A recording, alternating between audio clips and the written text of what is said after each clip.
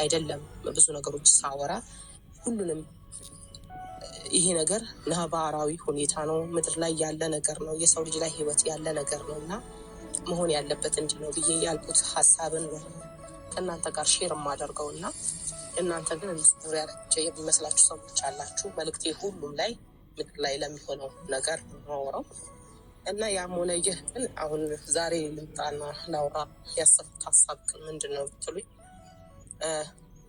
ራቅ ብዬ በስራ ጉዳይ ራቅ ብዬ ነው። ሴት ልጅ ብዙ ነገርን መጋፈጥ ምድር ላይ ስትኖር ሴት ልጅ ላይ ነው ብዙ ጫና ያለው፣ ብዙ ነገር መከራ የምታየው ሴት ልጅ ናት።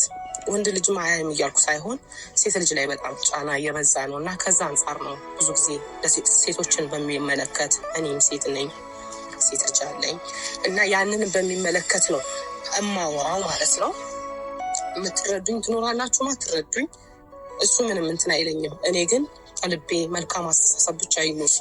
ሰው መጥፎ አመለካከት ሰጠኝ፣ ጥሩ አመለካከት፣ መጥፎ ሲሰጠኝ የምወርድ ጥሩ ሲሰጠኝ የምወጣ ሴት አይደለሁም። ህይወት ብዙ ያስተማረችኝ ሴት ነኝ፣ ጠንካራ ነኝ። ሴትም ልጅ ደግሞ ጠንካራ መሆን አለባት ብዬ አምናለሁ በብዙ ነገሮች እና ሩታ ላይ እኔ ተናደድኩኝ። ባደረገችው ነገር በጣም ተሰበርኩኝ፣ ተሰማኝ። ምክንያቱም አብርሽ ወንድሜ ይህንን አድርጎት ቢሆን ምን ላደርገው እንደምችል አጠይቁኝ እና በጣም ከባድ ነበር ለእኔ እና እሷ ስላደረገችው የተሰማኝ ያመመኝ እንጂ ሩታ ጥፋት ስላለባት እምጥላት የሆነ ነገር እምላት አይደለም። መገሰጽ ስላለብኝ ገስጫታለሁ። ነገም ጥፋት ስታስፋ መገሰጽ አይቀርም።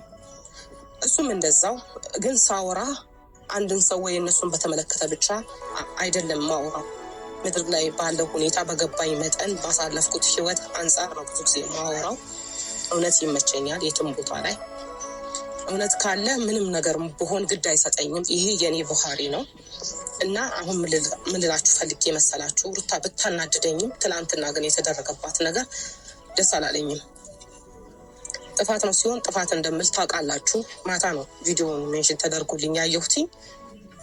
ማለት ይሁን በቃ እንዴት ነው ያስጠላል። ያስጠላል ስላችሁ ሴት ልጅ ስትወልድ ብዙ መከራን አይታ ነው የምትወልደው። ከዚህ በፊት ተናግሬያለሁ። ሜቢ ቪዲዮን መለስ ብላችሁ ማየት ትችላላችሁ። አንድ ህፃን ልጅ ከእናቱ መነጠል የለበትም። ወንድሜ እንኳን ስጣ ገባ ውስጥ እንደዚህ አይነት ባለማወቅ እንኳን አድርጎት እንዳይሆን ብዙ ስከራከረው እና ብዙ ስመክረው ነበረ። አያደርገውም እሱ። ግን አንድ ህፃን ልጅ ራሱን እስከሚያውቅ በህጉ ደረጃ እንኳን አንድ ህፃን ልጅ ራሱን እስከሚያውቅ ድረስ ከእናቱ ጋር ነው መሆን ያለበት። ራሱን መምረጥ እስኪችል ድረስ የእናት ኃላፊነት ነው። እናት ደግሞ በምን አይነት ሁኔታ ልጆችን እንደምታሳድግ እያንዳንዷችሁ ታውቃላችሁ። አብዛኛው ተከታዮቻችን ልጆች ያላችሁ ስለሆናችሁ ማለት ነው።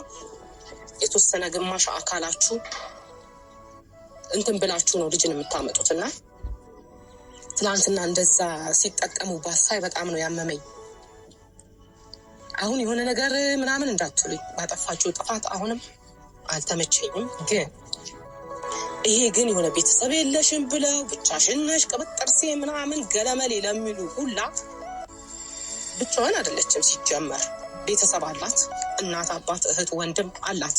ሙሉ ቤተሰብ ያላት ልጅ ናት በመጀመሪያ ደረጃ። ሁለተኛ ደግሞ አሁን እናት ናት። እናት ደግሞ ክብር ነው። እናት ትልቅነት ነው። ሁሉ ነገራችሁ እንኳን ባጣችሁ ሰዓት ልጅ እንዳላችሁ ስታስታውሱት ያላችሁን እንትን ልነግራችሁ አልችልም። ልጅ ድክመት ሊሆን አይችልም።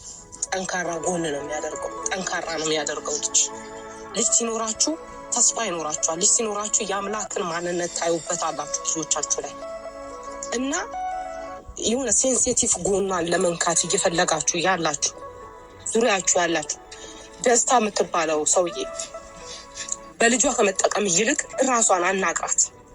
ፍቅርን ከተቀበለች እሰየው፣ ገብቷል። በልጅ አትጠቀም። ልጅ ስስ ፓርቷ ነው፣ ደካማ ጎኗ አይደለም። ልጅ ጠንካራ ጎን ነው። ልጅ ደካማ ጎኗ ሳይሆን የሆነ የምትንሰፈሰፉለት የምትሳሱለት ነገር በህይወታችሁ አለ።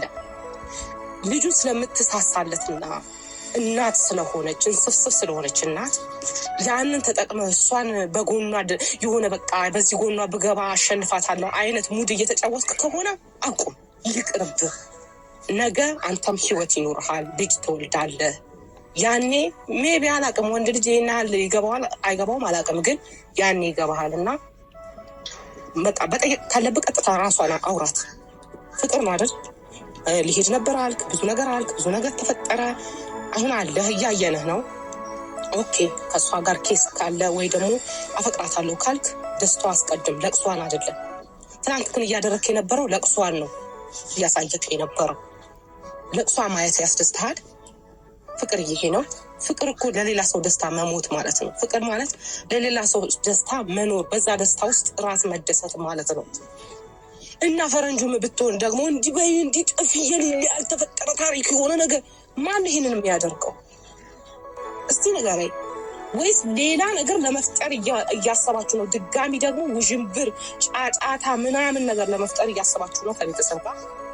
ያንን ነው ሀሳባችሁ፣ ያንን ነው አላማችሁ።